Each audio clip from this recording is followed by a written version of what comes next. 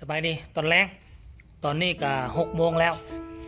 มื้อนี้มีนัดปกติสาวค่ำเราจะเลิกเวียกเราจะปิดห้าน7 โมง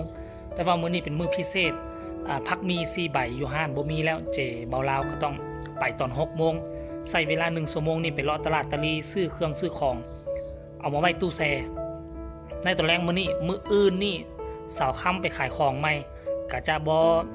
ได้วุ่นวายแล้วก็บ่ต้องได้เสียเวลาไปซื้อพักมี4 ใบอีกตื่มเดี๋ยวเจ๊บลากำลังสิเดินทางไปเฮาไปพ่อกันอยู่ที่ห้านก็แล้วกันลัก21นครหลวงเวียงจันทน์ทางไปสายใต้นั่นเองมาฮอดแล้วทุกคนปิดก่อน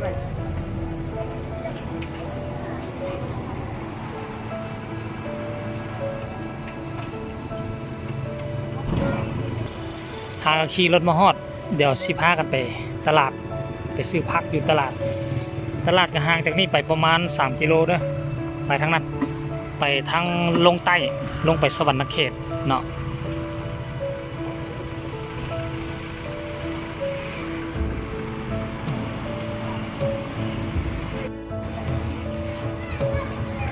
อ๋อตลาดละเด้อพักอย่างเนี้ยมื้อนี้เอาพักอย่าง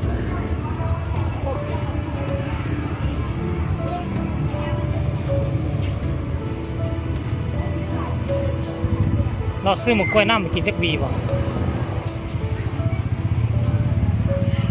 ตอนแรกสิละคึกคืนดี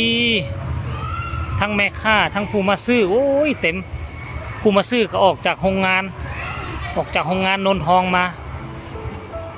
ตอนเช้าบ่ค่อยมีคนเปิดห้านตอนแรงๆสิคนเปิดห้านหลายอย่าลืมซื้อมันอย่างตับหมาบ่มีแล้วบ่อยู่หั่นหมดแล้วเด้ออาหารมา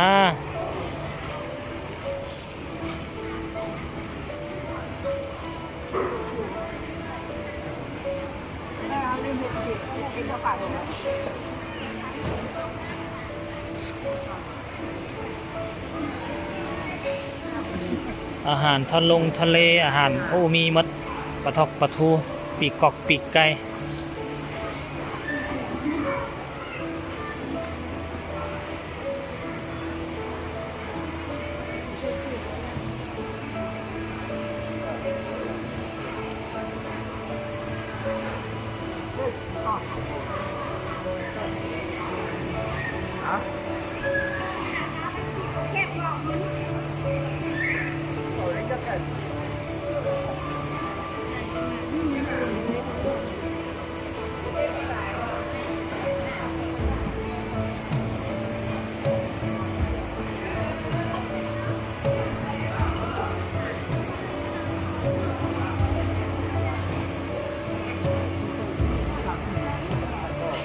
เอาปลาทูอีกแล้ว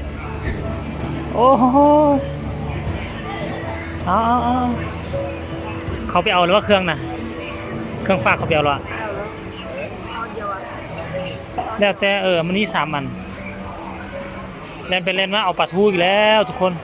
แล้วปลาทูนี่แซ่บเด้อตัวนี้แซ่บเด้อเอาแล้วไหม30 กระติกก็ขายส่งแล้วเนาะเลย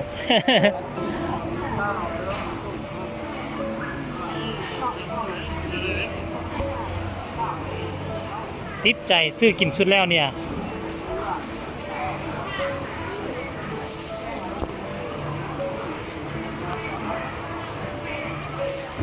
ปลาทูนึ่งเนาะนี่เนาะในปลาทู2 แตะวันนี้ไปเอาพักเข้าห้านอันนี้ปลาทูคนกินมีมดทั้งแมงมอกแมงไหม้อีหยังโอ้ยเต็มหมายความว่าครบสุดแล้วอยู่ตลาดนี่ราคานี่เขาปักป้ายไว้ถ้ามาสมเทียบใช้อยู่ทั้งหลวงพระบางและอยู่พี่กระถึกกว่าลายอยู่ทั้งเหนือพุ่นแพง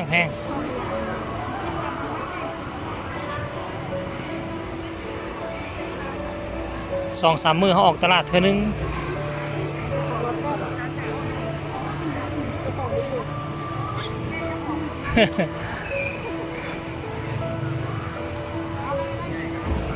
เอาห้านเขามาซื้อมื้อนั้นวะ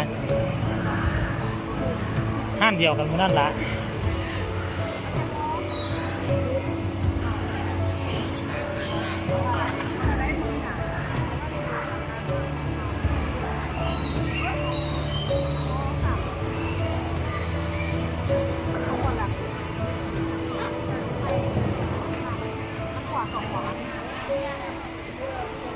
เอาหอมป้อมเนี่ยยางละมัด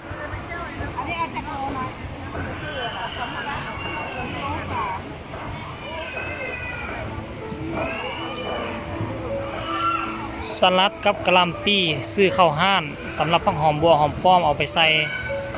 กินมื้อแรงของพวกเขาสรุปแล้วเขาก็ได้อยู่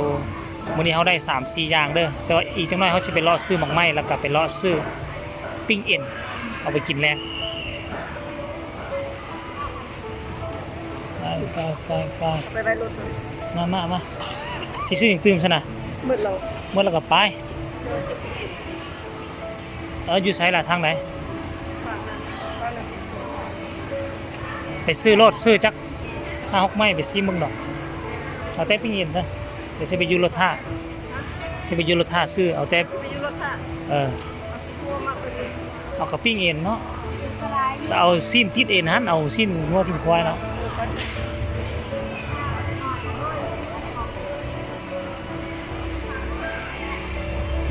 ทุลอกทุเรียนก็มีโอ้ย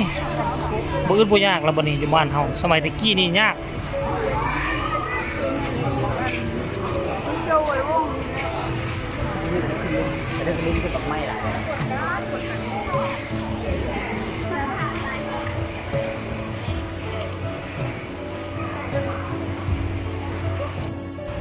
โอเคเอามาเก็บไว้รถเรียบร้อยแล้วก็ได้ซ้ำนี่แหละแสนกว่ากีบเนาะแต่สำหรับสาวค่ำก็ยังไปรอซื้อปิ้งเย็นอยู่คุณอยู่รอซื้อปิ้งเย็นเนี่ยเราซื้ออย่างเนี้ยหมักไหม้ทำผสมเอา